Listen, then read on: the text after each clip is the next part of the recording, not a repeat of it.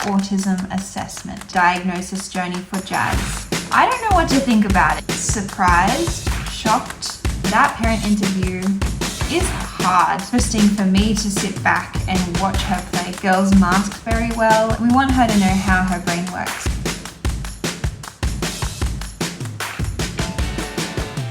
Hi guys, welcome back to our channel. Today I'm filming on my phone, which I know is really good quality. I've had so many issues with my camera that I am just done with it. We're gonna film, I'm gonna start vlogging again, I'm gonna use my phone. Basically, I wanted to start this vlog off by going through a second diagnosis journey. So as you guys saw in our last video, I booked in for Jazz to have a autism assessment. I don't know what to think about it. I don't know what I'm assuming will be the results. I think either way, whether they say that she is autistic, whether they say she's not autistic, I think either way, I'm gonna still be surprised, shocked.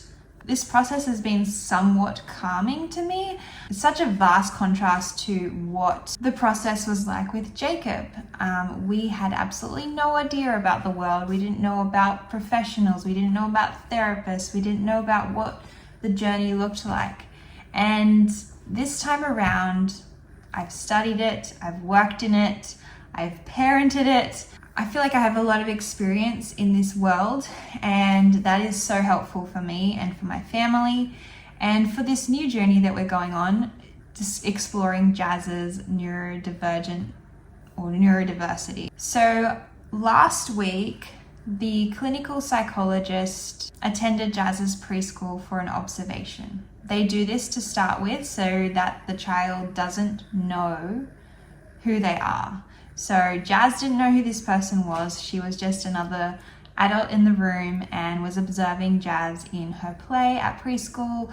I think it was about an hour's long where she was observing Jazz and she was talking to her teachers. Usually there would be another appointment in this ADOS assessment where the clinical psychologist sits down with the parents and has an in-depth discussion about Jazz and has lots of different questions. Now, the clinical psychologist says that she probably doesn't need to do this next part of the session because before I booked in this assessment, I had an in-depth discussion with her about Jazz and what I was seeing, asking her whether we should be going ahead with an autism assessment.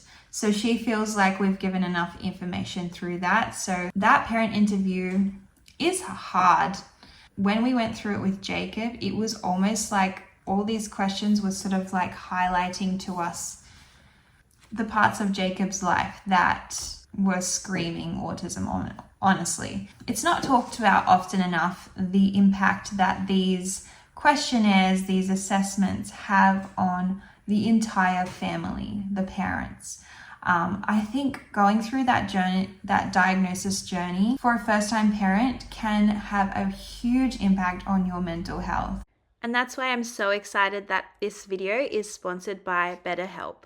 BetterHelp is a platform that makes finding a therapist easy because it's all online. And by filling out a few questions, BetterHelp then matches you to a credentialed therapist in as little as a few days. BetterHelp's mission is to make therapy accessible, which I think is so important in today's current climate. A lot of people are struggling, and I know that if you are going through this diagnosis journey too, it can be a struggle. And please know that whilst you are focusing on your child, you should also be focusing on your own mental health. I wish I had something like BetterHelp when I was going through Jacob's journey with diagnosis, because you don't have the capacity to go to an in-person therapist. Having it so easily accessible on your phone would have been incredibly helpful to me at that point in the diagnosis journey.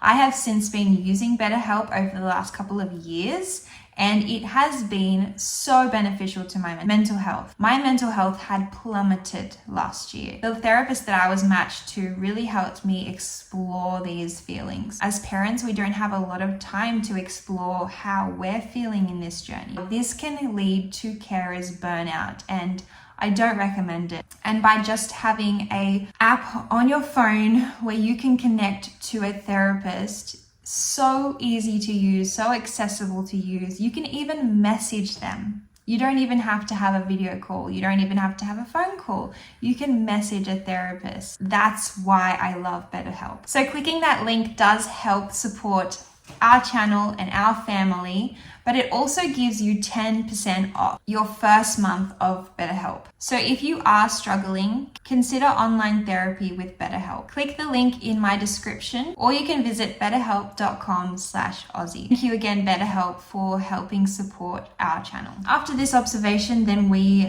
booked in her first ADOS assessment. Now this is the practical one. This is where Jazz and the clinical psychologist played together, and you could tell that the clinical psychologist was gearing the play towards figuring out different aspects of Jazz and how she socializes, how she navigates certain situations. It was really interesting to actually just sit back and watch this happen, because when we went through this process with Jacob, he didn't like to play with toys. He didn't want to play with the clinical psychologist. It was very much such a different experience, because Jazz likes to play with toys. She had all these toys laid out for Jazz to play with, and they did some pretend play, and they did a snack time as well. And my job was to sit there and not do anything unless Jazz came up to me and wanted to play with me. So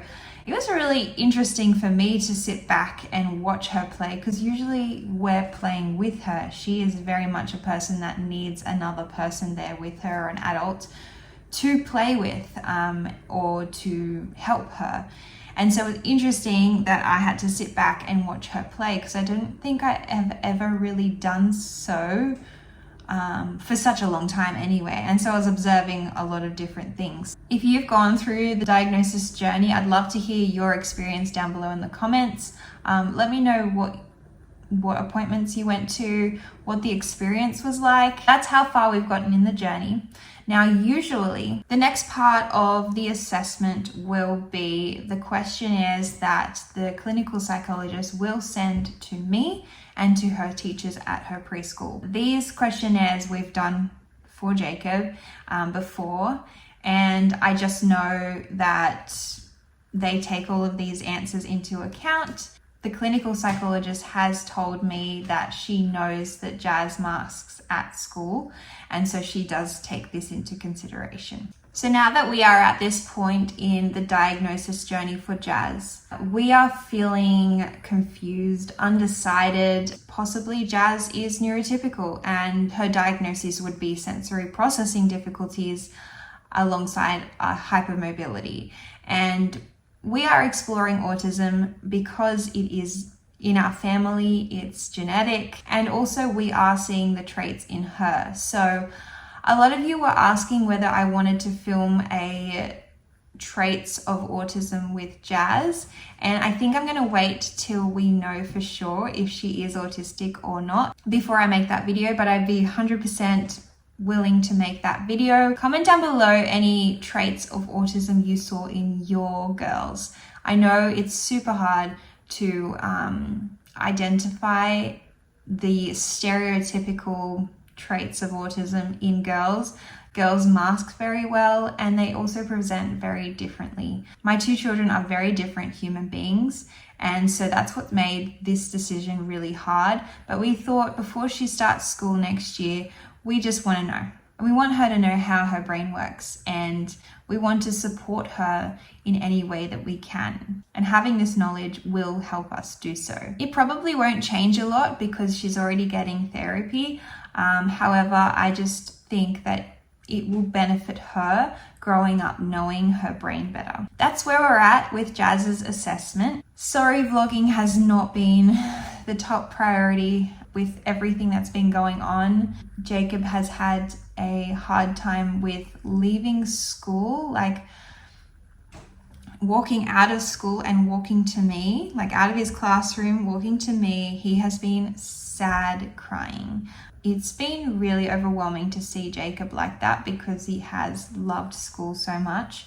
And I can't ask him why he's sad. The teachers don't know. They say he had a good day until that very last second when he's leaving the classroom.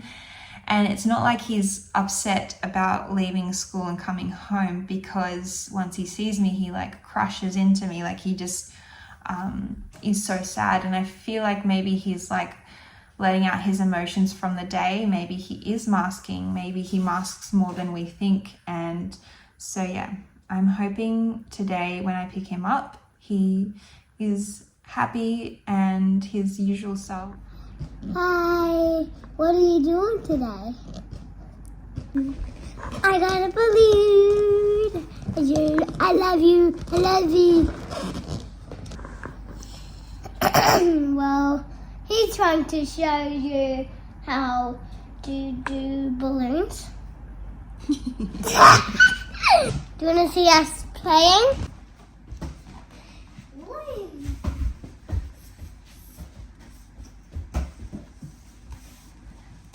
Oh, I touched the floor. That's good. Aww.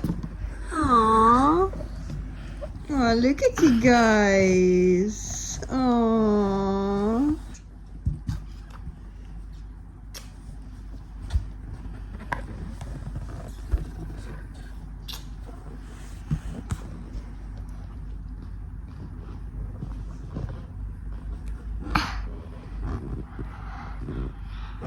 Jacob, say hi. Hi.